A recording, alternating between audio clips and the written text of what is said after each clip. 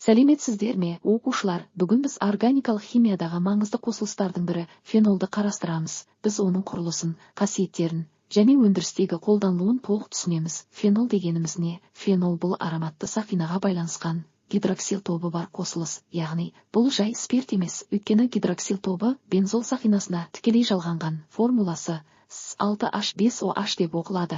Фенолдың құрылысы: фенол молекуласында бензол сақинасы бар, оған бір гидроксил тобы жалғанған. Бұл құрылым оның қасиеттеріне қатты әсер етеді, себебі бензол сақинасы электрондарды тартып, гидроксил тобының қасиетін өзгертеді. Фенолдың химиялық қасиеттері: қышқылдық қасиеті. Фенол әлсіз қышқыл, мысалы, натриймен әрекеттесуі С6H5OH плюс натрий, нәтижесінде С6H5O натрийі және сутек түзіледі. Бұл реакция фенолдың қышқылдық қасиетін дәлелдейді. Сілтімен әрекеттесуі: фенол натрий гидроксидімен әрекеттесіп, тұз түзеді. С6H5OH плюс натрий OH, нәтижесінде С6H5O натрий және су түзіледі. Бром сумен әрекеттесуі: фенол бром сумен тез әрекеттеседі, нәтижесінде ақ тұнба түзіледі.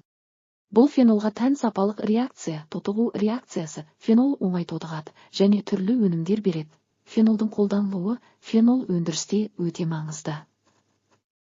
Пластмасса өндірісі: фенол формальдегидпен әрекеттесіп, феноформальдегид шайырын түзеді. Бұл зат пластмасса, лак, желім өндіруде қолданылады.